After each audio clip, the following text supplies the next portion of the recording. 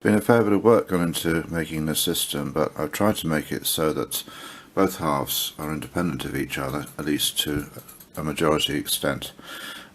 Usually with a system you have wires going backwards and forwards. The longer the wire, the more interference and the more likelihood things don't work. This is just some plastic tape that will stop the motherboard here, the N64 motherboard, from making contact with the metal shielding and causing a short. I've connected the two case halves together by two pin headers, a male-female side, so that you can't basically put them in the wrong way around. These then connect into the corresponding ports on the other halves. That's all great, but one thing I did discover is if you do that with the power, I was getting quite a lot of interference, so therefore the voltage to the screen and the composite connection, which is a shielded cable, are connected together by a fairly short wire.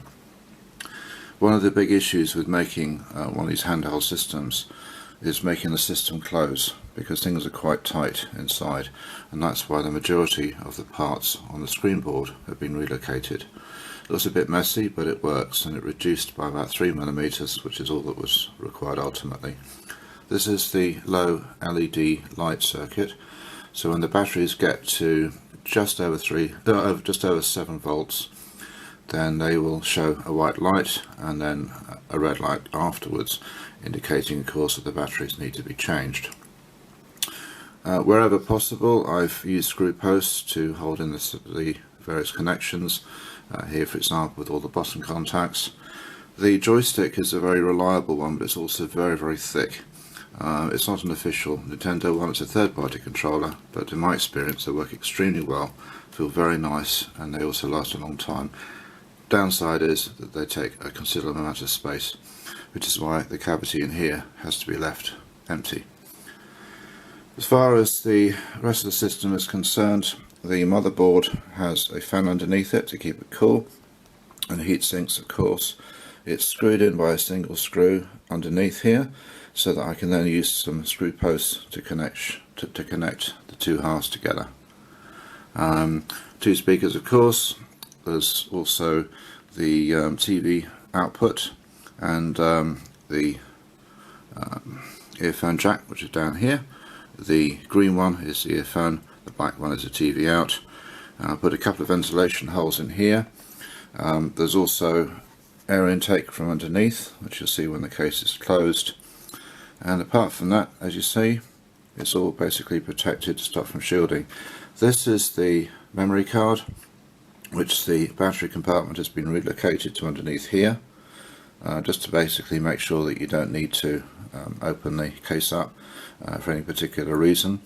If the memory card fails, and they can do, just use a standard size one, not a fancy one. Just cut the two wires that go to this connector, take the old one out, put the new one in.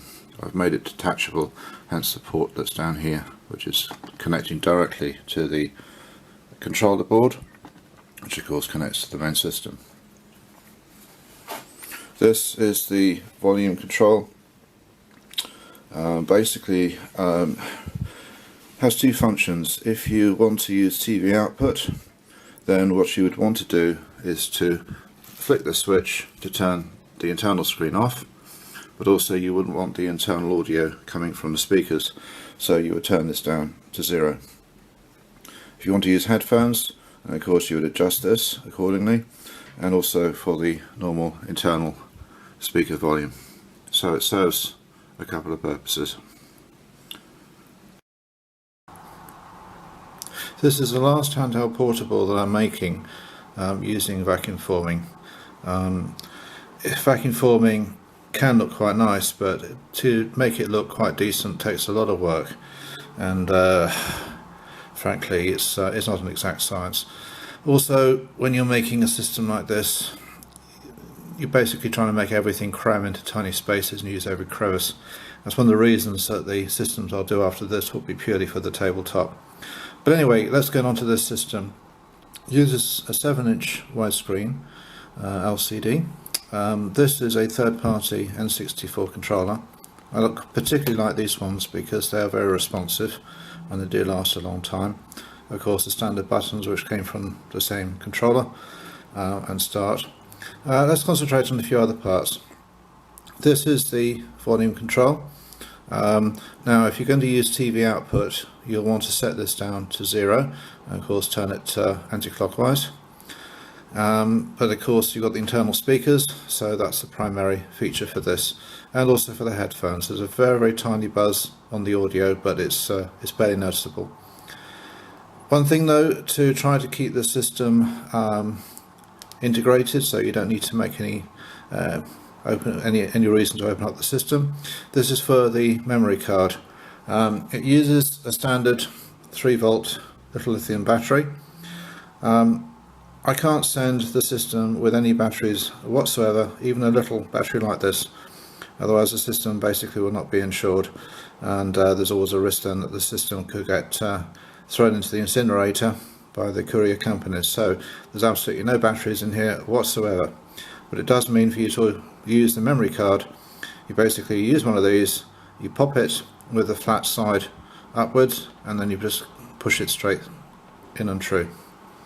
Purpose of this demonstration, I'm not doing that particular function. We turn the system to the other side. There's a standard on-off. There's the right shoulder. There's a Z button and the left shoulder. The black connector here is for the TV output, and the green one for the audio jack. Of course, standard fare, internal cartridge, second player port, and there's provision here for the air intake going directly to the fan on the motherboard, and also the holes here, the additional ones, are to assist with the air output. There's also further air input, of course, from this battery holder, so that's quite handy. One thing that makes the system quite unique though is with the battery compartments. Usually you have the batteries inside the system, at least that was the old days way of doing it. So then the amount of time that a system would last for between battery charges is quite relevant. Now of course it isn't. The point of this system is that you can use these camcorder batteries and swap them. Ideally use both at the same time, but when the low battery light comes on, then change them in sequence, one followed by the other. That low battery indicator is, I'll turn the system around the correct way, is here to be discreet. The white light comes on initially, and then it turns to a slight sort of hue of red to indicate that you need to change them. There's no precise way of saying how long the batteries will last, or even when the lights come on, how long you actually have, because it all depends on how good the actual batteries are, how new they are, and how well they've been made. But at least you've got an indicator, so it gives you a good chance to save your game progress, or even carry on playing and just swap the batteries in. These, as relayed, are the lithium camcorder batteries that are designed for this system. This is just a sort of generic one. They work very well. This is only 2.1 amps. You can get them higher. I've had these again for some time. One of the reasons I've chosen these is that the voltage parts go into these pins, and these pins hold the system very well together inside the system here. So that's the basic walk around the system. As you see, it's got a textured black finish, stereo speakers, all the usual controls, and of course the port. Being an American Japanese console, of course it'll play any of the NTSC games. So if I just pop in this one, Bulldozer, which is a Japanese game. Oops, camera just dropped. Just trying to do this basically in one video shoot. Yeah. Okay, in she goes. Looks quite integral in the system, and as you see, goes in nice and easily, as you'd expect. So let's get the system running, and you can see what we now need to do. First of all, take the batteries, pop them into place, push them home, like so. And you see, because of the style they hold everything very well. They don't shake about, move about, whatever. And also with the handhelds, if I try to demonstrate it back to front, you'll see here that your fingers are well away from the batteries. So, simple on-off button. There we go. I don't actually know how this game plays or what it's really about. It's Japanese, I don't know instructions, just turn the volume down a fraction. There we go. Obviously you can make it quite loud. Or turn it all the way down to 0 if you want. That's quite a good sort of playing volume. Again, at least I'll just start it going so you see it's working. No idea what it's saying here. It's probably saying there's no memory card because I put the battery in place. But irrespective, select what you want, start the game.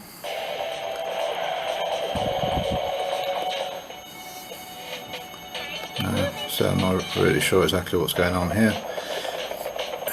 But it's something to do with moving a bulldozer around and just destroying things, I think. Again, no idea what it's saying, but you can see the joystick works nice and responsively.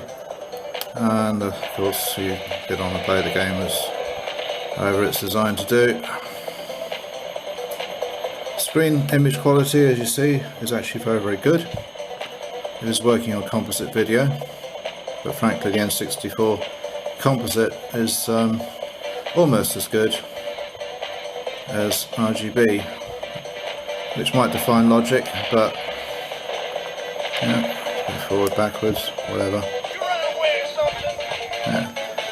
Anyway, so on and so forth, but you can see the system. So there's a TV output, there's the headphone jacks, there's the game here, which I don't even know what I'm doing with. Doesn't help if you can't read Japanese rather. But this is really just to demonstrate that everything is working, which of course is the most important thing. Right, and then turn the system off when I'm ready. It's taken a long time to make this system. I had originally wanted the two case halves to meet absolutely fine and perfectly, but it proved to be almost impossible without having a tiny gap in places, so that's why I put around a thin layer of black tape, but because of the type I've used, it's very discreet. And frankly, of course, you don't even see it when you're playing it, because by definition you're playing it and looking at the screen. But as you see, it's all very nicely balanced. And as mentioned, I'll just show you that one thing we mentioned before with the batteries. I'll turn the system on again. If the lights to come on to say that the batteries are running low, you can just pull one out like that. You saw a quick flick where the battery went, and just pop in a replacement. Bear in mind at the moment it's running on 1, which is not an issue, but then change the battery and then change the other one. All that is nothing to do with the system. I forgot one other control. There's the screen on off here. That's what I just touched, because if you're doing this on TV output, then you won't want the screen here to be showing. So it just happened now. Again, just to prove it wasn't a fluke, if I take the battery out and then put this in here, back in, you saw, because these batteries here are actually on fairly low charge, that it was just enough to get to about 7 volt, which is the cut-off point where it goes to white, and about 6.9 thereabouts when it goes to red. If you leave it for too long, then the lights will go off and of course the system will just finish working. But it's a very good way in practice to carry on playing a game without having to worry too much about the battery light and whether you've got enough time to finish playing it before the system dies. Very good benefit with using these detachable batteries. This is a supplemental video. This is during the burning in process. The system has been on for 2.5 hours. The battery life would be something around 3.5 approximately. It all depends on the game that you're playing and how loud the audio is and things like that. But 2.5 hours is a very effective time to do a test on the system and make sure that everything's behaving itself properly. And always tell with the N64, if it does overheat, it just keeps resetting itself, doesn't cause any damage. this hasn't reset once. The light has come on about half an hour ago, after about 2 hours. It gives loads of time to change the batteries and carry on playing if you wish to. Also, the TV output I've decided just to push in so I could show it on this occasion. Goes into the black port as illustrated before, and of course it goes through your television. So you could use the portable as a controller, but TV output's a nice little feature, but it's there if you want it. If you do play like that, then as mentioned before, you can turn the screen off pressing that button. Still obviously play with that, and then when you finish you need to turn the screen back on. Press that button. So that's the video. It shows us all working. Nice efficient burning in test. Behaves itself absolutely perfectly.